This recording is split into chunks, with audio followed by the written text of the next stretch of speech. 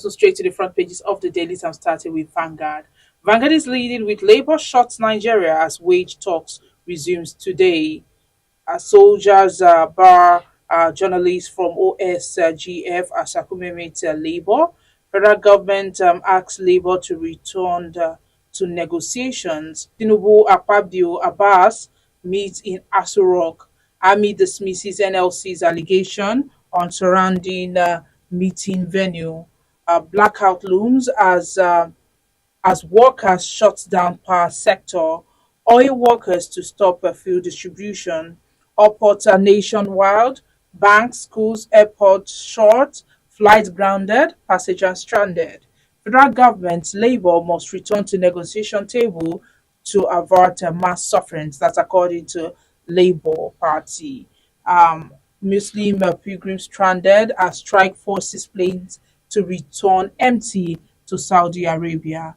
Consider workers' plight. Take action to implement living wage. The Christian Association of Nigeria, as they tell the federal government, you can see that story on page 5. And there's a picture below showing a group managing director, chief executive officer, Zenith Bank PLC, and as Dame ON resumes duties as GMD CEO at Zenith Bank's head office in Lagos yesterday. And right below the banner, we have Nigerian Labour Congress NLC chairperson in Lagos, Comrade Fumi, urging workers to leave the Lagos State Secretariat for strike yesterday. And the next picture is showing Princess Fumilayo, Vice President, Lagos Chamber of Commerce and Industry during the award night at Eco Hotel and Suites, Lagos. And right above the banner on page 19, we have why we revoked Heritage Bank's license. That's coming from CBN. And NAMA MD wants a reversal of 50% IGR deduction in interest of safety. Presidential Committee canvasses a 1% revenue cost of collection. Lastly, on Vanguard newspaper, government reforms shouldn't push Nigerians into poverty, and that's according to Ajaero. Now, away from there, we move to the Guardian. Guardian is leading with business grown as Labour grants economic activities. You can see that on page 6, and there are like 4 pictures to show you what happened in the country yesterday. Now, on newspaper 3, strike, Parson shuts down National Assembly, cut electricity supply. NLC tackles federal government National Assembly for prioritizing national anthem bill over workers' fare. Judiciary discretion when bench disposition goes against the law. You can see that on news analysis page 4. Towards local governments that works, and that can be seen on editorial page 12. And the Nation front story this morning says wage, federal government, Labour sign part. You can see that on page 3. And the Punch is leading with minimum wage. Federal government offers over 60,000 naira. Labour may end strike. Negotiation panel to meet daily. NLC, TUC, ground schools, banks, and power grid. You can see that on pages 2 and 21. Water from Benin. Border agency rescues Ogun communities. You can see that on page 16. On page 21, Nigeria UAE face off settled. Visa issuance begins soon. That's according to federal government. Foreign reserves fall by $1.8 billion in 10 weeks. Above the banner, Heritage Bank, NDIC begins refund. IS depositors get a 5 million naira. CBNDIC asks creditors to file claims. Reps urge transparency. You can see that on page 26. IOC is not selling crude to our refinery, says Dangote. And lastly, on the Punch newspaper, I'm working to improve quality of life. That's according to the president of Nigeria, Tinubu. And that's all we have on the front pages of the dailies this morning. Join us after the break for the analysis.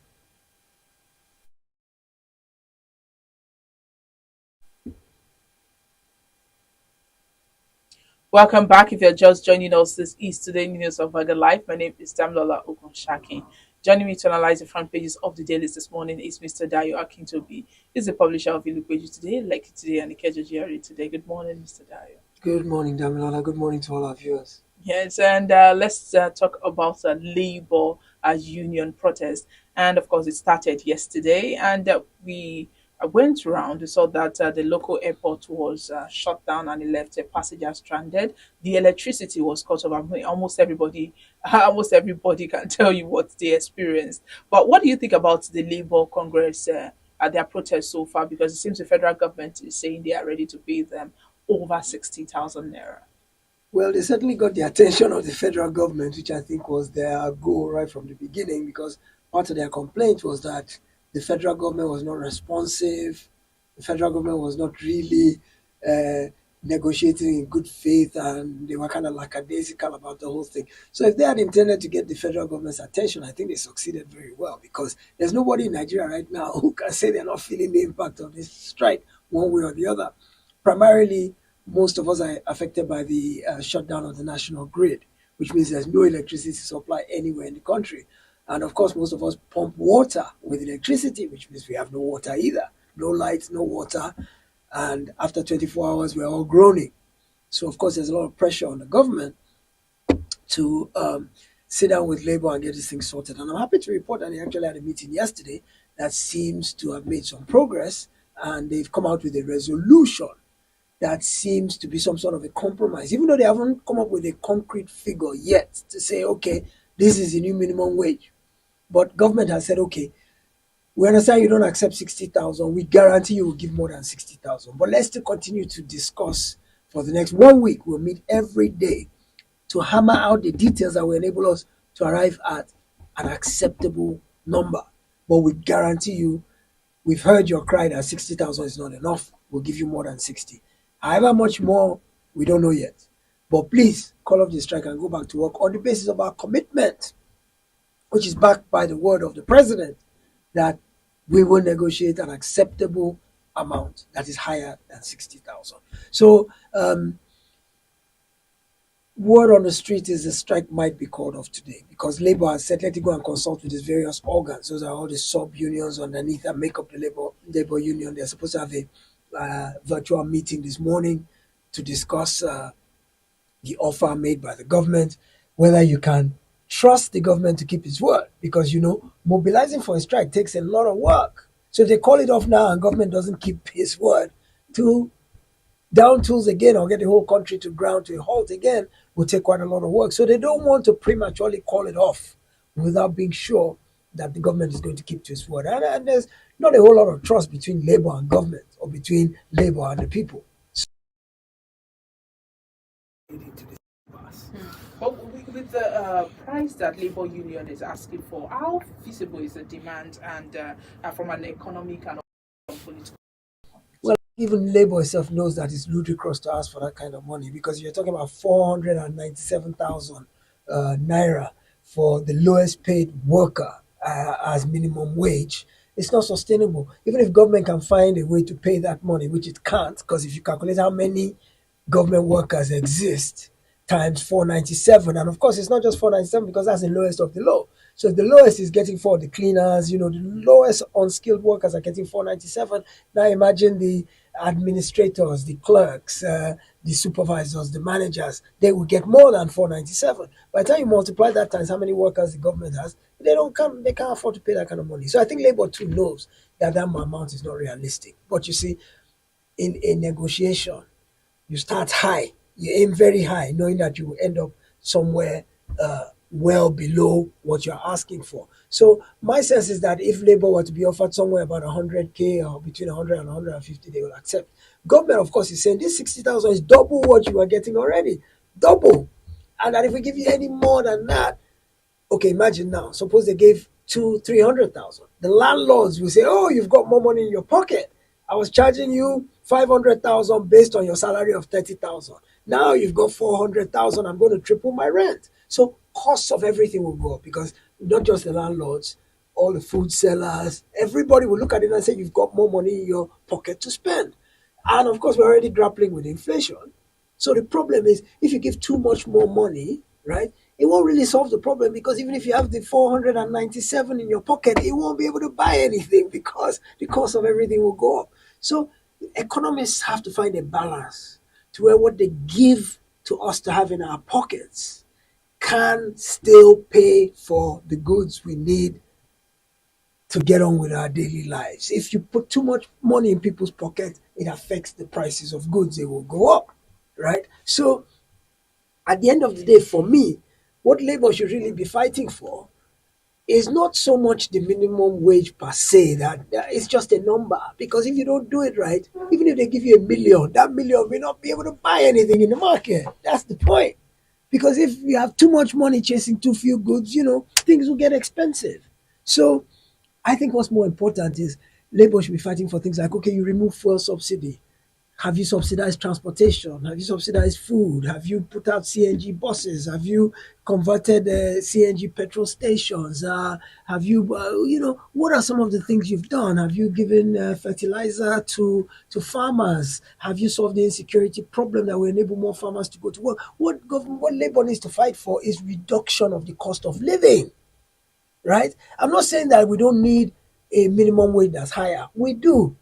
But concomitant to that, you must also fight for a reduction in the cost of living, because that's the key. I don't care how much money you've got in your pocket. If things are expensive, you still can't buy anything. So Labour's focus they should be fighting for this, is the removal of fuel subsidy. Things like electricity, for example, the cost has gone up. What was the government doing about that? I noticed yesterday the resolution that was released, there was no mention of electricity. Labour mentioned it as one of the reasons we were striking, was that government must roll back the price increase on electricity. The resolution that came out yesterday from their meeting, there was no mention about electricity, so that's fallen by the wayside. They're not talking about that anymore.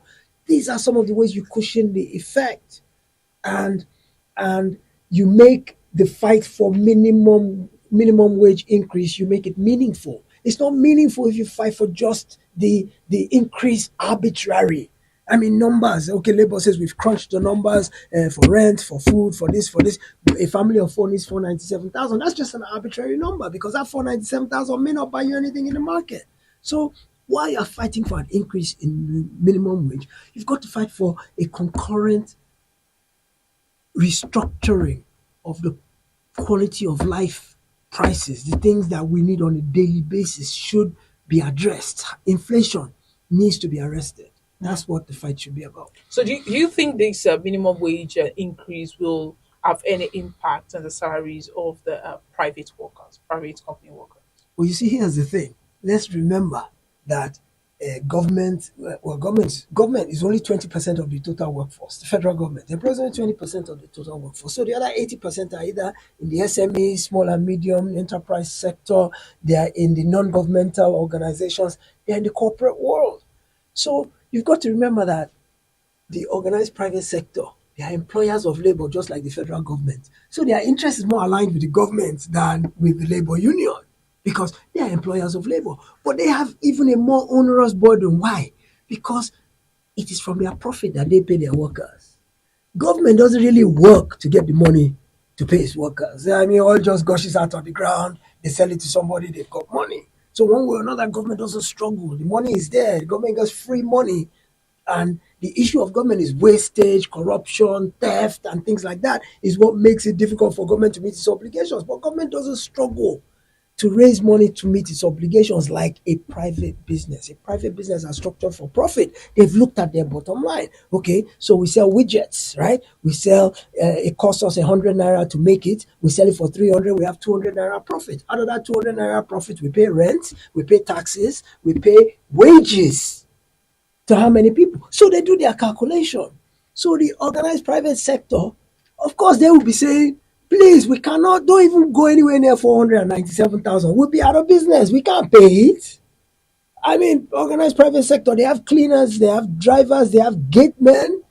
So they cannot afford for the amounts to be exorbitant, right? And remember, whatever the federal government passes as minimum wage, it becomes a responsibility for all employers. All employers have to pay it. It's not about, well, they don't have to pay it, but it's recommended, even though I don't think the law compels any industry or employer to pay. But Government won't be paying 60,000 minimum wage, and then you find private people paying 20, 25. Everybody has to keep track, otherwise there's an imbalance. So private sector's interest is that of a business person who is looking carefully at his bottom line. So private sector will be more interested in a much lower amount than what labor is looking for. So private sector's interests are more aligned with the government in terms of, okay, so we'll give you a bit more, but we can't just throw the vault open and just throw money at you like that, because then they would all go out of business. Yeah. But during when the government increased the minimum wage to 30,000 naira, Yes. for a long time, some of the states could not afford that 30,000 naira. So this 60,000 naira, do you think the state will be able to afford it? Not of the fact that the labor is still asking for more. Let's first remember, when we remove fuel subsidy, the money that was saved is shared to the states, the federal government, and the subnationals. Some states are getting double or triple what they were getting before from the fuel subsidy savings. I mean, there are states that are getting billions a month. They got money to spend. That's why wastage, you know, is corruption and theft. Much of our revenue is being lost to this. Then, of course, there's the profligate way that the politicians are spending the money, buying SUVs that are worth billions in terms of the vehicles they drive, sponsoring Hajj, subsidizing Hajj for 90 billion, all kinds of expenditures, a presidential yacht, presidential airplane fleet. There are extravagant expenses that are draining the nation's resources that can be applied to giving more money to the people. So, I mean, I don't know how factual it is. We saw some numbers floating around yesterday that showed how many millions and millions and millions a senator earns per month. And it's absolutely unbelievable that 469 people, the amount that they earn on an annual basis, if it was shared between all the workers in Nigeria, the minimum wage would not be anything we'd be complaining about. It would be high enough to sustain every family. So 469 people are holding 200 million people ransom. It doesn't make sense. So the point, affordability. I, for one, and this goes back to the whole restructuring argument, I think that each state should have its minimum wage according to what it can afford. It knows what its revenue is. I don't think that we should have a one size fits all minimum wage.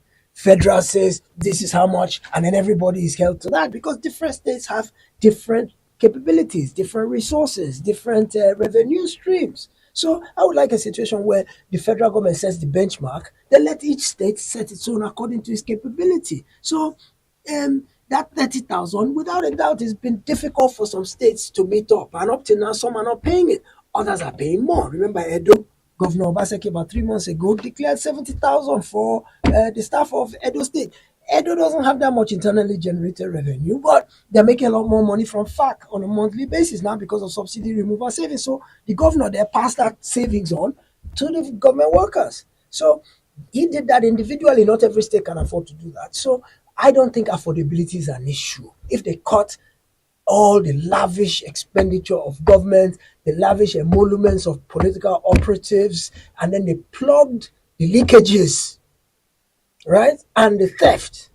They plug all that, the ghost workers. There are many ways that government money is siphoned. I think if they plugged all that, there's enough money for every state to pay its workers, even at 60,000 or 100,000. Worst case scenario, reduce your work staff to what you can afford to pay.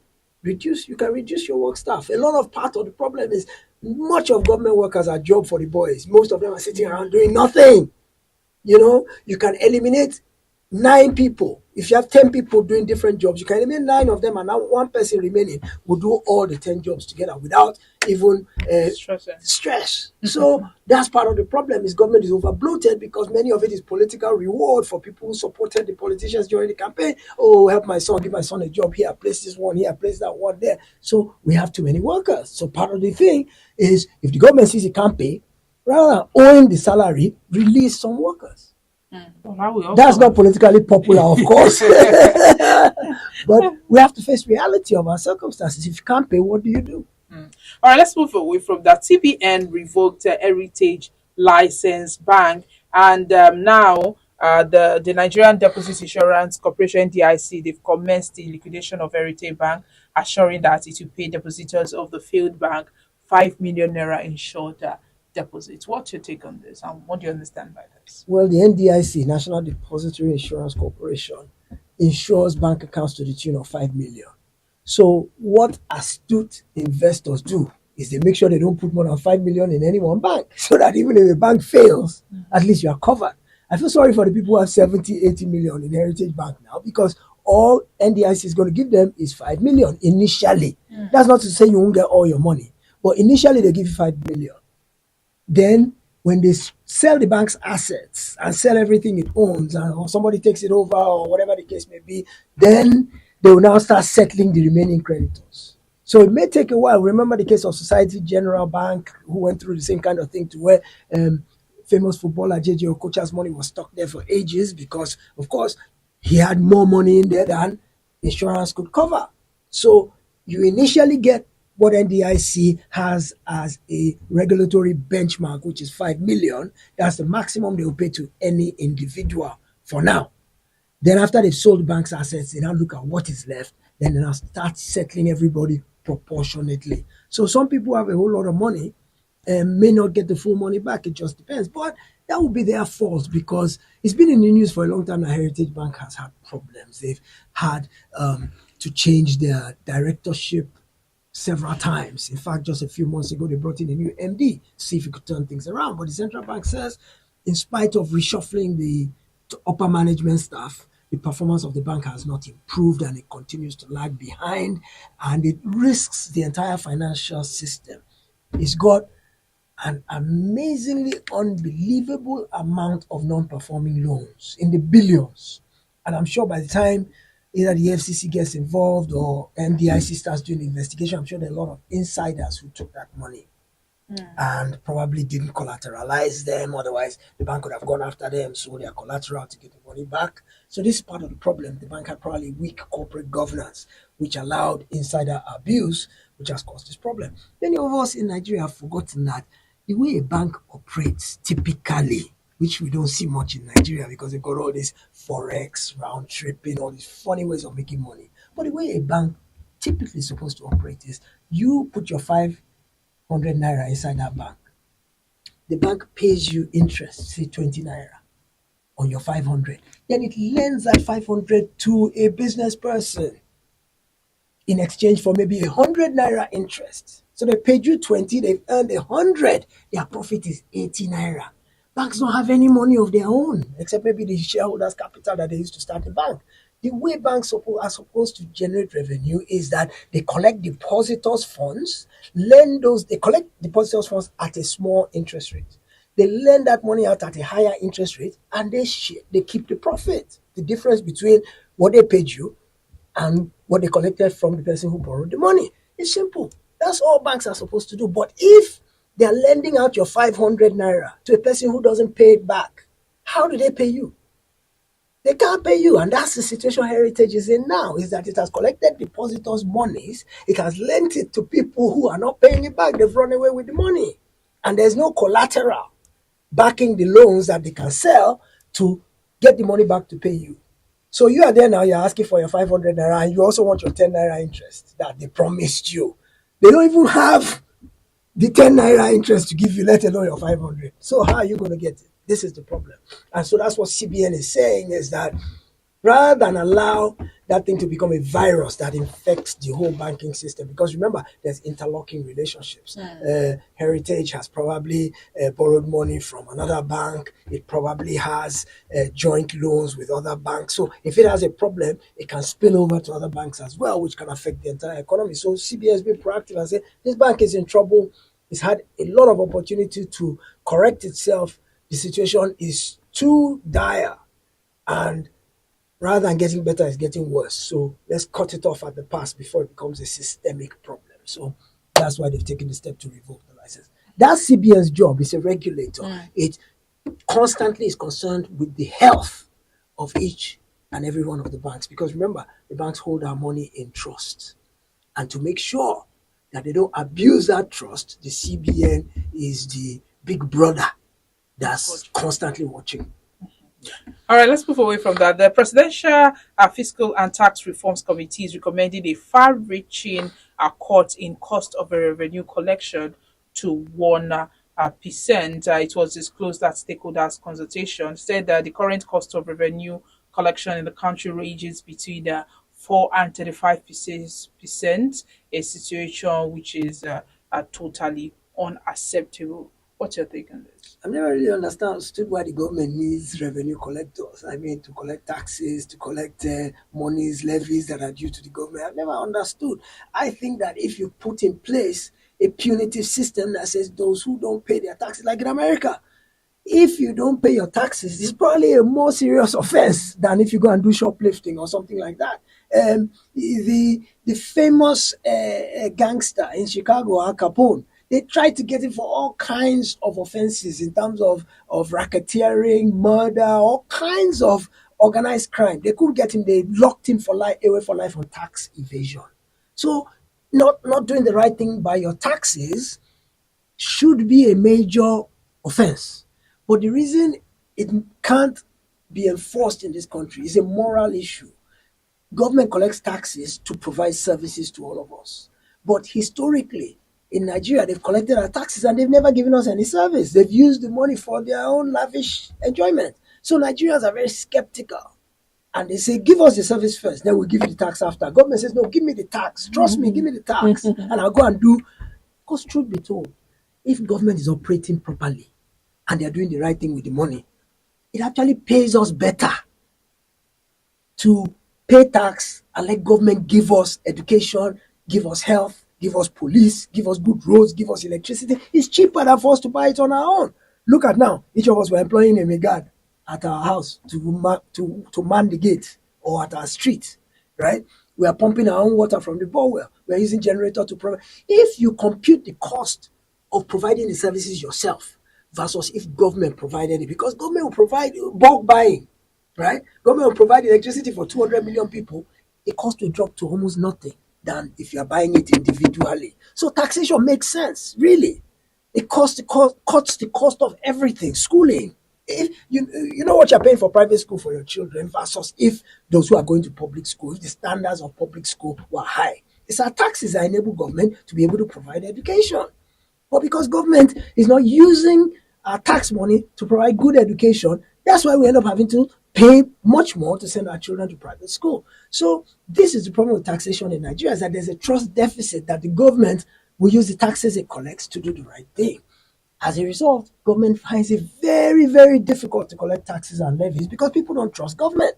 So for that reason, they had to go and employ consultants. I don't know if you remember this company called Alpha Beta in Lagos. They started the trend of consultants collecting revenue for government. And they were very successful at it. They collected quite a lot of money for Lagos State. So now all of a sudden, it's become the trend that you use independent contractors, outside consultants to help you collect your revenue because government can't use moral suasion to collect the money from people because people don't want to hear it because they're not seeing any value for the taxes they pay. So they've had to use independent contractors and outside consultants to go out and get this revenue for government. Now, what they report yesterday, this Oyedele Fiscal Implementation Committee that the president set up for tax reform, what they're saying is that they discovered that the percentage is being charged by the revenue collecting agencies, not government agencies, the consultants, that they pay them about between 4 and 35% of the amount they collect. What that means is that if one of those companies collects 1,000 naira from you, it'll keep between 40 naira and 350 naira for itself out of the 1,000 they collect and give the government the balance. Oyedele is saying that's just absolutely too much. If you collect 1,000 naira, the most you should take is 10 naira as your commission. How can you be taking up to almost 400 naira or 300 naira out of 1,000? It's too much. What did you do? And what's the benefit for government by the time you've taken all that money? How much is left for government to use to provide services? So he has said that it will be no more than 1%. That's the recommendation he's making to the president, that the commission they pay to the revenue consultants who are collecting levies, all kinds of money for government, that the money should be pegged at 1%. That's what that is all about. Well, for me, I'd prefer if we can get to a situation where we don't even need or use these consultants any longer, so we don't even need to pay them any commission, and They charge you 1,000 for tax. You get a bill in the mail. You pay your 1,000 tax. The whole 1,000 should go to government. It's more money to spend for us. If the consultant has already taken one third of it, how much is left for government to use to provide services? All right, Mr. Dio, before we talk about Mr. and Mrs. today, what do you think about Nigeria's new anthem, or should I say the old anthem that we returned to that was written by a Britney? That was a political hot potato because people are on both sides of the argument. There are those who are for it and there are those who are against it. The original argument I heard was that it was written by the colonial masters and it was imposed on a newly free nation that was just coming into existence, and that the words, if you look at it, are designed to encourage and inspire the country to grow and on its own to find its feet. Then there came a counter argument that said it was not imposed by the colonialists, that they actually put out a competition. And I saw copies of the newspapers in 1959 that advertised the competition for an anthem to be created. And so they've used that as an argument that it was not imposed by the colonial masters, that there was a free and fair competition. But the point is that competition was won by a Briton. And so it was written by a Briton. And the music was composed by a Briton, even if it was thrown open to all Nigerians. Now, in 1978, the military government in power at that time of General Olusegun Obasanjo at that time, decided to jettison that anthem. We had a fervor, we had a period of fervent nationalism. For example, we changed from the Nigerian pound to the Nigerian naira, I think in 1973. We changed from driving on the left-hand side of the road like the British. We changed to the right-hand side. We went from the pounds, shillings, and pence, the pounds and ounces. We went to the metric system where you're using kilos, and we went to the metric system.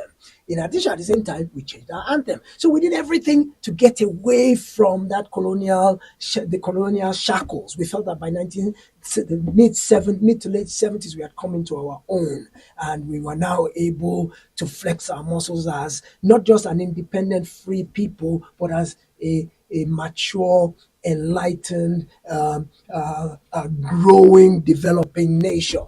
And so the old anthem at that time didn't seem to any longer fit our aspirations in the mid to late 70s. So the federal government at that time changed it. In fact, I remember when it was changed at that time, the first line of the old one, Nigeria, we hail thee.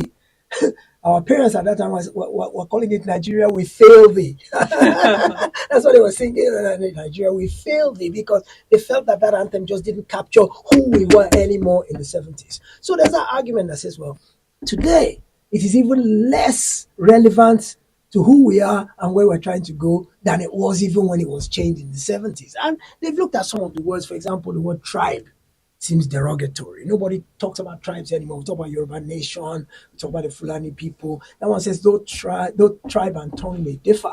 That word tribe, it conjures up images of savages in the jungle who are still wearing grass skirts and swinging from tree to tree like monkeys. That's true. That's what the word tribe connotes in the minds of your 21st century average enlightened cosmopolitan person. Then you look at words like Nigeria, we hail thee. That word thee is anachronistic. It's Old English. It's Shakespearean. Nobody talks like that anymore. And, so they've individually looked at the words, the lines, and the overall meaning. And some people believe it doesn't fit our circumstances today. And that if even we wanted to change the Arise of Compatriots, if you thought there were problems with it, we could have made adjustments or called for a whole new one. Or if we even wanted to go back to the old one, we could have adjusted some of these offensive words as opposed to bringing it back lock, stock, and barrel. But there are those who say, well, it's just trying to get rid of the military, that whole military incursion into our democratic life, our civil life. But, even the constitution we use today is military. Even the fact that we drive, on the side we drive, it was the military that did it. Even the money we're spending was military. So there are things that the military bequeathed us that we can't immediately jettison just like that. So it can't be that simply because we have changed our anthem, we have expunged all aspects of military incursion into our daily lives. So I don't know. But the bottom line is this: it's been done. The president has signed it. It is law. So as long as it is law, until those who don't like it can lobby to change it, it is law, and we must respect it. The law says whenever that anthem is being sung, you must stand up, you must respect it, you must be able to even sing it, you must know the words. It is part of your requirement as a citizen. So Daya, have you seen the memes online? The memes, saw someone on stretcher and the person was moving around. I was like, I'm sorry, I've been learning the old national anthem and I don't know it. Yes, it's our civic duty to learn it and know it. And if we don't like it, if there are enough people who don't like it, that's the beauty of democracy. You can dissent, you can complain, you can vote with you can disagree with your vote in 4 years' time. There's recourse. There's always methods of redress in a democracy. That's what makes democracy beautiful. You don't like it, you have ways to complain about it, and there are things to do. All right, let's end this on the lighter note with Mr. and Mrs. this morning. And the first person speaking is Mrs. Mrs. says, you didn't shed a tear when my mother died. People were looking at you like a wicked person. And Mr. says, I cried when your father died. I cried when your uncle died. I cried when your grandmother and grandfather died. I have run out of tears. The ash economy has taken its toll on everything. Yes, tears have dried up. We don't have the luxury of tears again. We can't afford to cry because tears cost money too. It does.